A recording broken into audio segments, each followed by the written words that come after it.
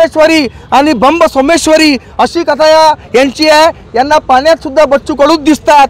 बच्चू भाऊचा copy paste करण्याचा प्रयत्न करू नका। बच्चू भाऊ आहे, हीरो होता है और झिरो होता है। बाहेरचे काही कार्यकर्ते आहेत त्यांच्या पोटावर कुठेतरी लाद बसल्यासारखं आहे असं वाटते। तर ते कार्यकर्ते ते मुळात ते कार्यकर्ते जे होते त्यातल्याही अर्ध्या कार्यकर्त्यांना असं वाटत होतं की बच्चू भाऊ पडले पाहिजेत।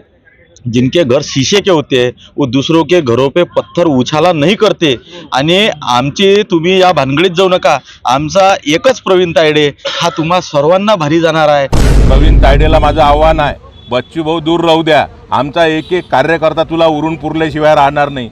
या पद्धतीनं जर तू निवडून आल्यानंतर उन्माद करत असतील, जेवढे कार्यकर्ते तुझ्याजवळ पूर्ण मतदारसंघात नसतील तेवढे कार्यकर्ते सन्माननीय बच्चू भाऊ सोबत एकेका गावात आहे।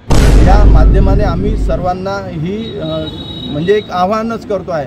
अन्यथा जशास तसं उत्तर आम्ही सर्व कार्यकर्ता पदाधिकारी देण्यास तत्पर आहोत। हे या आव्हानाच्या माध्यमाने आम्ही अचलपूर मतदारसंघात भाग्याने आमदार बनलेले, कर्माने नाही भाग्याने आमदार बनलेले प्रवीण तायडे केवळ 2 महिन्याच्या काळात त्यांची आमदारकी त्यांच्या डोक्यात गेलेली आहे।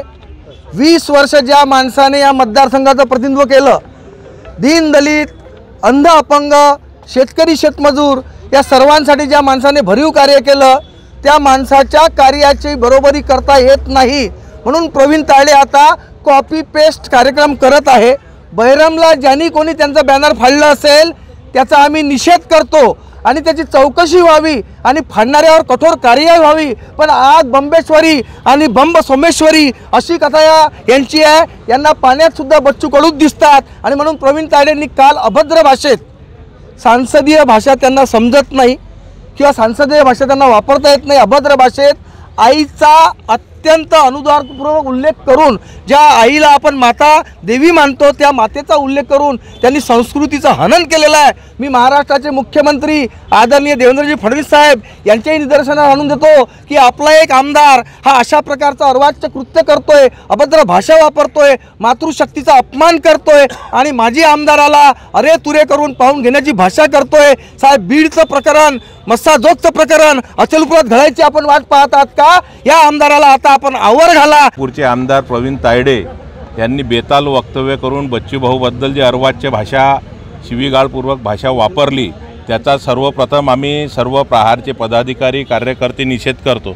आणि ज्या पद्धतीनं त्यांनी बच्चू भाऊला ललकारलं, प्रवीण तायडेला माझं आव्हान आहे, बच्चू भाऊ दूर राहू द्या। आमचा एक कार्यकर्ता तुला उरून पुरल्याशिवाय राहणार नाही। या पद्धतीनं जर तू निवडून आल्यानंतर उन्माद करत असतील, जेवढे कार्यकर्ते तुझ्याजवळ पूर्ण मतदारसंघात नसतील तेवढे कार्यकर्ते सन्माननीय बच्चू भाऊ सोबत एकेका गावात आहे। यानंतर जर अशा पद्धतीची जर भाषा केली तर आम्ही जिथं दिसन तिथं आम्ही ठोकल्याशिवाय राहणार नाही। जिनके घर शीशे के होते वो दूसरों के घरों पे पत्थर उछाला नहीं करते। आणि आमची तुम्ही या भानगडीत जाऊ नका। आमचा एकच प्रवीण तायडे हा तुम्हा सर्वांना भारी जाणार आहे, एवढं लक्षात घ्या। मुळात कार्यकर्ता असलेला प्रवीण तायडे आहेत आणि आमदार जे आहेत हे तुम्ही सुतळी फटाके आहात, हे आम्हाला मान्य आहे। प्रहारचा कार्यकर्ता सुतळी फटाका आहे, परंतु आमदार प्रवीण तायडे हा एकच ॲटम बॉम्ब आहे।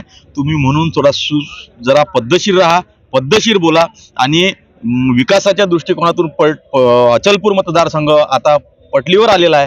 तो आता विकासाचा वेग या मतदारसंघात आता वाढणार आहे आणि या विषयात तुम्ही कोणत्याच प्रकारची अशी थांबवण्यासाठी असे प्रकार करू नका। आणि माझं त्या कार्यकर्त्यांनाही म्हणणं आहे प्रहारच्या की तुम्ही जी भाषा बोलून राहिले त्या भाषा, आता मी गेल्या 25 वर्षापासूनचा आमदार प्रवीण तायडेंचा सहकारी आहे, म्हणून तुमच्या ह्या फालतूच्या गोष्टी ह्या काही करू नका। आणि तुम्ही जर असा भ्याड हल्ला किंवा असा प्रकार जरी केला तर आम्ही तुमच्या घरपोच सेवा देऊ। जो कोणी या भानगडीत पडत त्याच्या घरपोच सेवा देऊ आणि पूर्ण ताकद न देऊ। भारतीय जनता पार्टी सांगा, तुम्ही निवेदन द्यायला आले या ठिकाणी, काय तुमची नेमकी मागणी आहे आणि काय झालं आतापर्यंत? आज अचलपूर मतदारसंघातर्फे तिन्ही मंडळातर्फे भारतीय जनता पार्टीतर्फे आम्ही माननीय SP साहेबांना निवेदन दिलं। जो मागील 29 तारखेला झालेला प्रकार आहे, अतिशय घृणास्पद प्रकार असा हा संबंधित विरोधी पक्षाच्या कार्यकर्त्यांकडून झालेला आहे।